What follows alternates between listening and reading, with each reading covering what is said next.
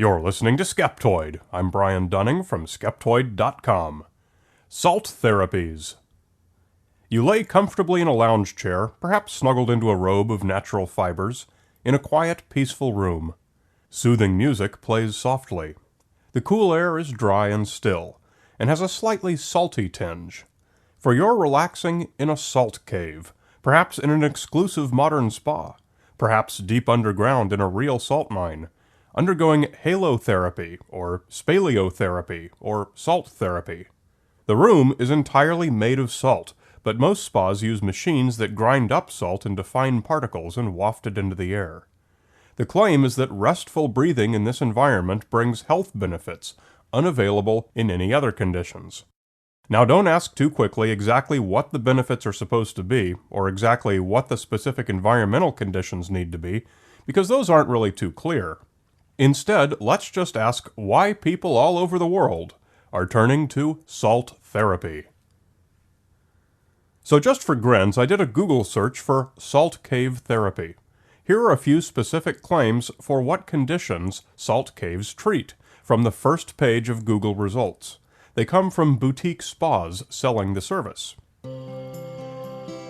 Asthma, allergies, arthritis, bronchitis, chronic obstructive pulmonary disease, circulatory issues, cystic fibrosis, depression, digestive problems, ear infections, eczema, fatigue, hay fever, immune deficiencies, inflammation, migraines, poor concentration, post-operative recovery, psoriasis, rashes, rhinitis, sinusitis, sleep disorders, snoring, stress and anxiety, smoker's cough, tonsillitis, and viral infections.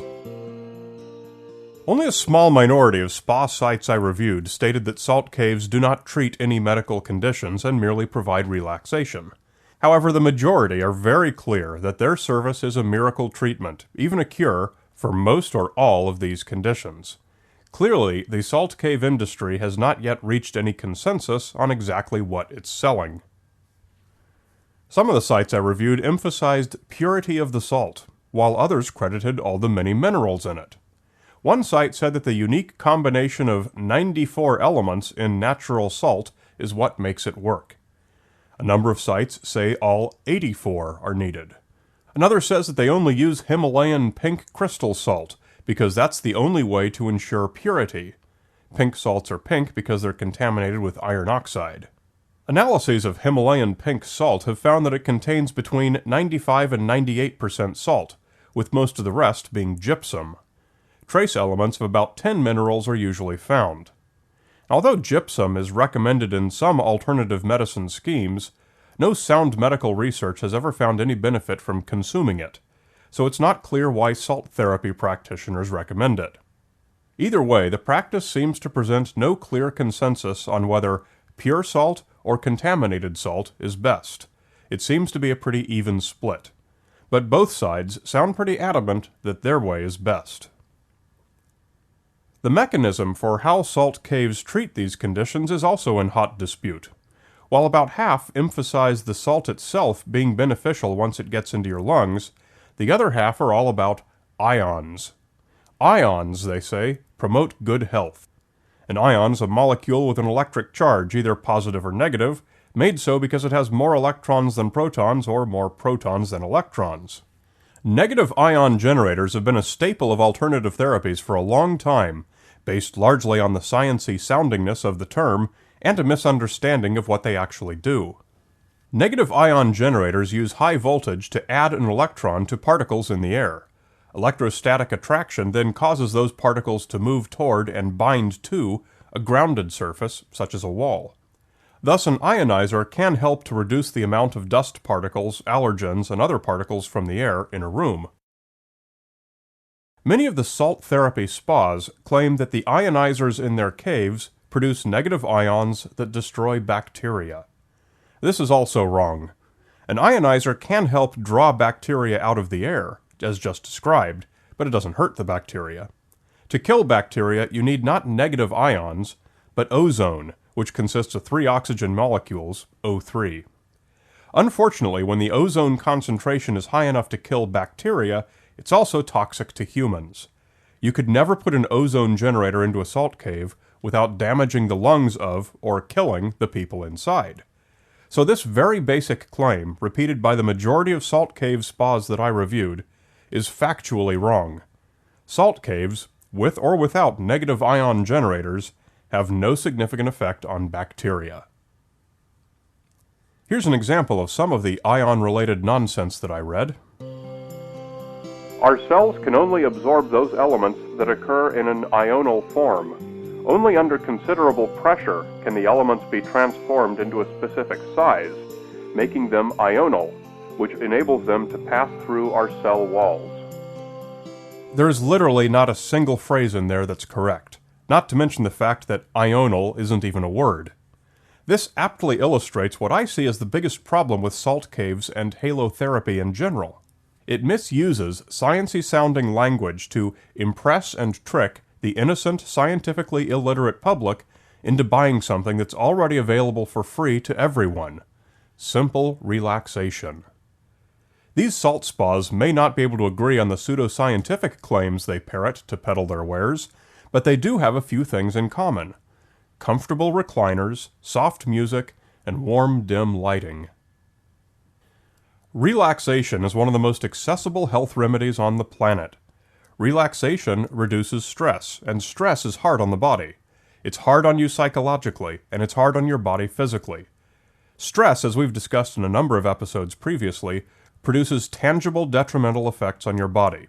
It contributes to high blood pressure, fatigue, hypertension, anxiety, irritability, and social problems. Simply taking time to relax, be it through exercise, resting, a massage, or just laying on your couch, is good for your health. There's no medical debate on this point.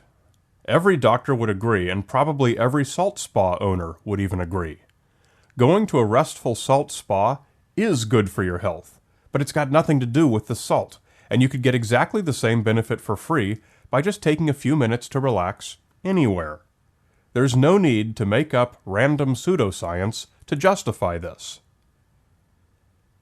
My take is that the majority of salt spa operators and sellers of salt therapy items honestly believe that their salt is doing something and is a worthy product.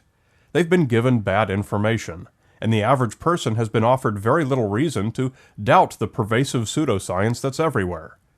Their sales pitch is justified by the fact that the customers, by and large, have a very nice experience, so it's a cycle that's just going to repeat itself.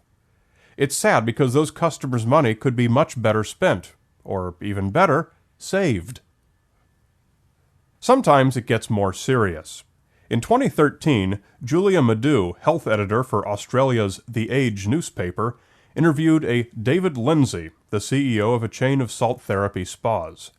He refers to his locations as clinics, which strikes me as a deceptive misuse of the word, and said they were planning to expand from 3 locations to 100 due to their popularity. He claimed that they received medical referrals from both the Royal Children's Hospital and Monash Medical Center. Madhu contacted both hospitals to verify the referrals, but was told by both hospitals that they do not refer patients to Lindsay's company or to any other non-evidence-based therapy. Moreover, the head of immunology and allergy at the Royal Melbourne Hospital, Professor Joe Douglas, told Madhu that salt caves are actually dangerous for asthma sufferers, as the salt could trigger narrowing of the airways and an asthma attack. That little factoid is not something I found being marketed on any of the websites. But I did find these. After 3 years of research, we learned that all life forms come from a water and salt concentration called Soleil. And yet, the body recognizes table salt as an aggressive cellular poison. It is an unnatural substance, and the body wants to eliminate it as quickly as possible to protect itself. Despite the following. A salt crystal manifests a superior structure. Due to this sublime form, the elements are biochemically available for our cells, as are the individual frequencies or vibration patterns. And negative ions are odorless, tasteless, and invisible molecules that we inhale in abundance in certain environments, such as mountains, waterfalls, and beaches. Therefore, even the skeptics of the traditional medical fields are swaying toward the probability that this treatment is more than folklore or fable. Not yet. Halotherapy has been researched, and the results have been published. A quick search on PubMed, an online index of published research in virtually every field, including both good research and bad research, reveals 17 articles. 16 of them are in Russian. All 16 of them found positive results, but none were published in peer-reviewed English-language journals. This constitutes a pair of red flags. Russia is notorious for its promotion of alternative medicine, and for having virtually no standard of care. That lonely 17th article was published in 2012 in the journal Allergy and Asthma Proceedings, and is titled Unproved and Controversial Methods and Theories in Allergy Immunology. A snippet from its abstract. Unproved methods and controversial theories in the diagnosis and management of allergy immunology are those that lack scientific credibility.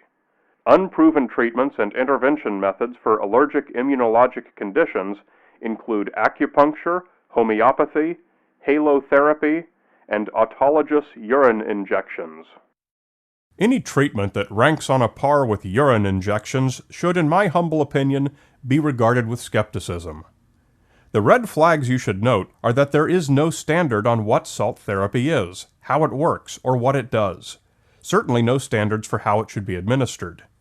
This is because it's a made-up practice. It is not the result of testing or any kind of therapeutic development process.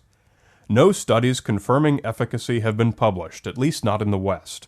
And when we see a subject with no studies at all published, either positive or negative, the reason is usually because there is no coherent theory to test. Never underestimate the value of good relaxation, and only get your relaxation in a nice salt cave-themed boutique spa if it's free. Be sure to visit your members portal page on the Skeptoid website. Just come to skeptoid.com/members, where you can download free stuff, get a DVD-ROM, see site demographics, and much, much more. The Skeptoid Members Portal. You're listening to Skeptoid, a member-supported program. I'm Brian Dunning from Skeptoid.com.